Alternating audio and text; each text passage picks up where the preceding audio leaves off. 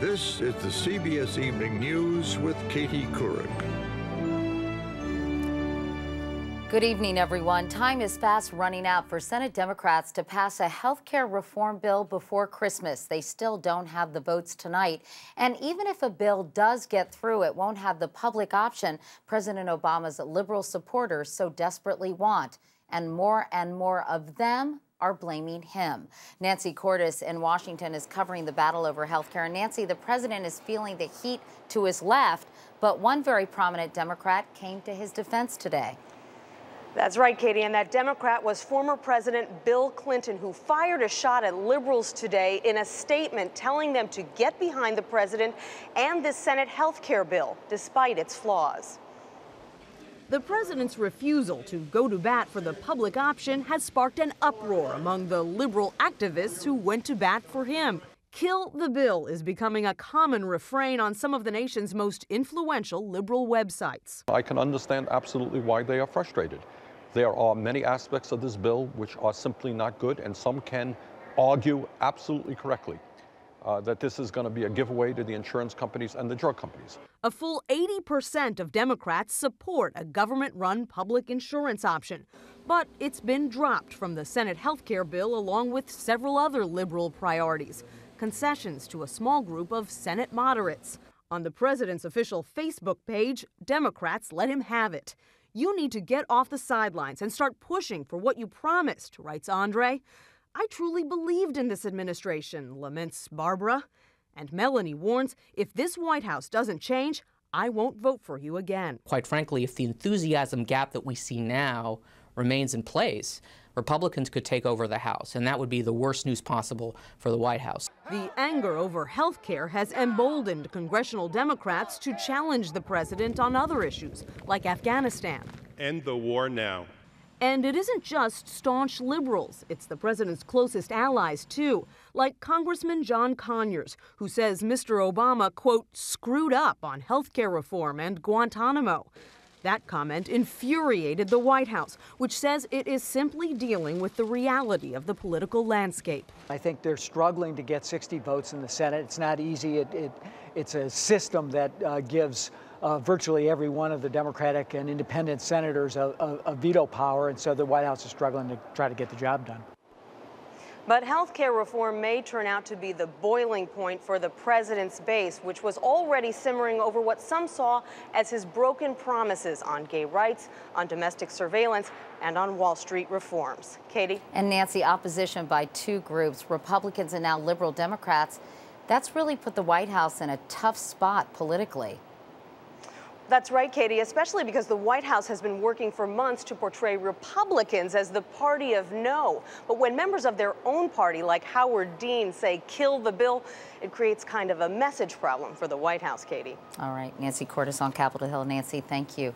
Now turning to Pakistan, where U.S. Predator drones went after enemy targets today in an especially intense series of attacks. One strike near the Afghan border reportedly involved 5 drones firing 10 missiles. Officials there say 15 people were killed, though there is no word on exactly who they were. Predator drones have proven their worth against al-Qaeda and Taliban fighters, tracking them and then attacking them. Now, Bob Orr tells us there's been a breach of security involving drones. The enemy has hacked into the system. They are the weapon of choice in the war on terror. Unmanned Predator drones, operated every day by the CIA over the rugged Pakistan tribal areas, are tracking down and taking out terrorists at an unprecedented clip. In the first 11 months of the Obama administration, there have been 47 Predator missile strikes inside Pakistan, as many as were launched during the entire Bush presidency. 15 senior Taliban and al-Qaeda commanders have been killed by drones since August 2008. But the Wall Street Journal today revealed a cyber glitch with the Predators the Air Force runs in Iraq and Afghanistan. Insurgents in both countries have been able to intercept and monitor video feeds from the drones using cheap $26 software from the internet called Skygrabber. Downloaded drone images have been found on captured laptop computers. Officials say while the militants were able to see the output of the Predators' cameras, they were not able to control the drones themselves. It's not a brand new problem. The government has known since the 90s that drone video feeds are not secure. In fact, in 2002, Video from a Predator flying over the Kosovo war was intercepted by a British engineer. One defense official dismissed the vulnerability as, quote, an old issue that has been fixed. But other sources suggest the military is still working to make sure its eyes in the sky do not also provide enemies with a real-time view of the battlefield. Transmitters on drones are being upgraded and encrypted to guard against hackers. Recently, the Air Force Chief of Staff showed Lara Logan a new handheld mobile receiver that troops will have to use to monitor the coded feeds. Now, there's no evidence the militant hackers ever altered any drone mission, but protecting the aerial surveillance is a must if the Pentagon is to fully exploit one of its most effective weapons. Katie? And Bob, this could have devastating consequences in the future for the U.S. military. It's a serious problem, Katie, because the Pentagon is fully committed to drone technology. The next drones will be faster, better equipped, better armed. In fact, by one estimate, a third of all the new U.S. Air Force planes will be drones. So this problem is not going away. Bob Orr, Bob, thanks very much. In another war, authorities in Mexico are claiming a major victory tonight against the drug cartels after killing a top drug lord. But Bill Whitaker tells us this war is far from over. The shootout between Mexican special forces and a small army of heavily armed drug gangsters ricocheted through the streets of Cuernavaca, Mexico for 4 hours. As troops moved in on a luxury condominium in this resort city just south of Mexico City. When the smoke cleared, one of Mexico's most wanted, powerful, ruthless drug lords, Arturo Beltran Leyva, was dead. This is a much-needed win that they needed to have, and it's important because Beltran Leyva organization manages somewhere between 25 to 30% of the cocaine market that goes into the United States. President Felipe Calderon declared war on drug cartels when he took office 3 years ago, dispatching 45,000 troops to cities besieged by traffickers and violence. The only way the government in Mexico City can take on these traffickers is with the use of federal troops. Authorities have captured or killed dozens of high-profile kingpins, but drug killings have skyrocketed, more than 13,000 dead since Calderon took office. Beltran Leyva's death could spark a jump in violence as his lieutenants battle to replace him. More people will take his place, and those places will be filled up very quickly, and how they are going to be filled is going to be through violence. Just this week, the U.S. gave Mexico 5 helicopters to fight the cartels. But with illicit drug sales to U.S. users raking in $14 billion a year, the cartels have the resources and the will to fight back. Bill Whitaker, CBS News, Los Angeles.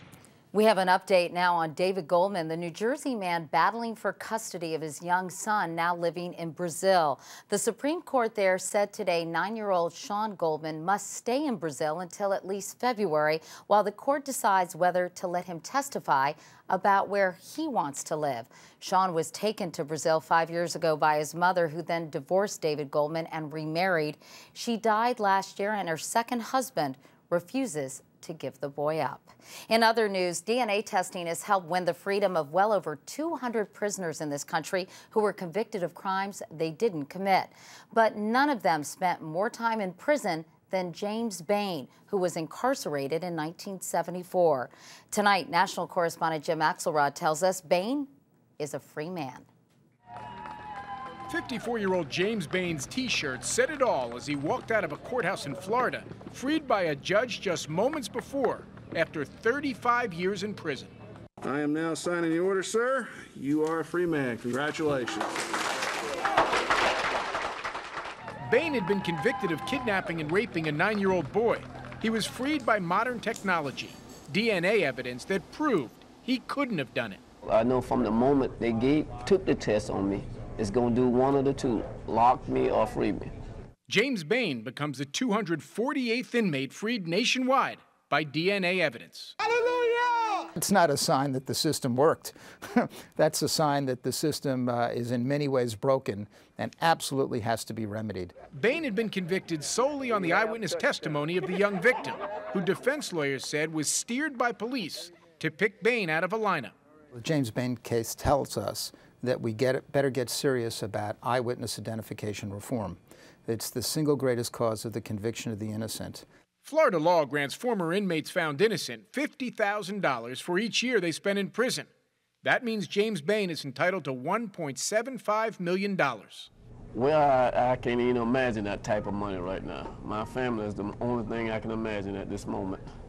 The first thing he did as a free man was call his mother, using a cell phone for the very first time. Jim Axelrod, CBS News, New York. At the Global Climate Summit today, the U.S. and China sought to clear the air in more ways than one. The two countries have been at odds over tracking greenhouse gas emissions. But with President Obama due in Copenhagen tomorrow and China's prime minister already there, it appears a deal is now in reach. It includes a promise made today by Secretary of State Hillary Clinton that the U.S. will contribute to a $100 billion fund to help poorer nations manage the effects of global warming. And coming up next here on the CBS Evening News, Americans heading south of the border for sunshine and affordable health care.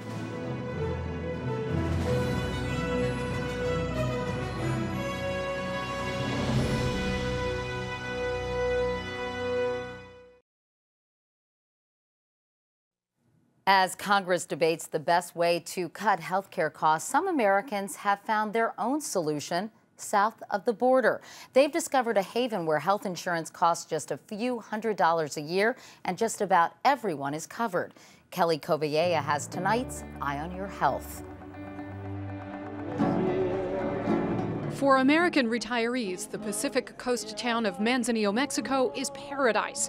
The weather is always warm, every home has a view without $1 million price tag, and a doctor's visit doesn't cost a penny out of pocket. Hey. Billy and Sandy Hunter retired to their dream home in Manzanillo, then learned they hit the healthcare jackpot. Both could have full medical, dental, and vision coverage for $600 a year. It was a great deal. It was a great deal. And the care is good. The Hunters bought into the Mexican Social Security Institute, or IMSS, a government-run healthcare plan for Mexican employees, but open to legal foreigners. When we leave our doctor's office, if we have a prescription, we go and pick it up, no charge. So we like it. There are no limits, no deductibles, and no copays. Even pre-existing conditions are covered after the first 1 to 2 years. Month by month is increasing the number of patients from the USA. Ivan Ocadiz is a doctor in Manzanillo's IMSS hospital. It's new, but without the comforts of a U.S. facility. Few private rooms, extras like blankets are brought from home, and families are expected to help feed and bathe patients. But when it comes to diagnosis and treatment, Americans here say it's just as good, sometimes better, than the U.S. Craig McDowell was taking more than a dozen pills prescribed in the U.S. when he collapsed on a tennis court in Mexico. He went to an IMSS hospital. And when my internist there saw what I was taking, he was nuts, you know. What are you, they have you on all this, this medicine for. Was he taking too much medication? A lot of medication, yes. I say you maybe 20 pills. And right now he's taking only 5, I think, yes. And he's doing well? No, he's perfect. The system isn't perfect here. There aren't enough doctors, hospitals, or in some cases, medications. And those within the IMSS also have to contend with long lines and waiting lists. IMSS was designed for Mexican workers who've been paying into the system for decades. It's already financially strained, and some worry a flood of American retirees could bankrupt it. The Hunters would like to see their own government come up with an alternative. I wish they could stop arguing and find a way to help as many people as are helped. This is a simple, you know, it's not perfect, but a lot of people get good care. Without it, the Hunters would struggle to afford paradise in their golden years. Kelly Kobayea, CBS News, Manzanillo, Mexico. The search for happiness may be over. It's in Louisiana. That, at least, is according to a study today that says the Cajun state is the happiest state in America. And New York, I'm sad to report, the least happy. The researchers based the rankings on quality of life factors and on a survey that asked Americans how satisfied they are with their lives. And we end tonight with a woman who has a special eye for spotting a symbol of happiness everywhere she goes. And John Blackstone tells us she's using that talent to help give children a brighter future. Are these for me? In her work running a daycare, Ruth Kaiser is surrounded by smiling faces, and not just on the children. See how this is one? She calls them spontaneous smileys, things that just happen to look like they're grinning. They're just everywhere. She began photographing these a couple of years ago, and her collection grows almost daily. She's never without her camera because a smiley can turn up in the most unlikely of places. Then you have to. Oh, okay. See? That's a pretty good one. That's a great one. 2 bolts and a crack in a wooden beam, looked at just the right way, become another spontaneous smiley. She starts by looking them in the eyes. 2 of anything.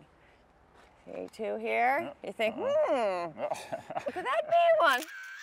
In Ruth's happy world, her shoes smile back, and even a trash can returns a grin. Look at like this. Okay. See? 2 eyes, and then here's the smile.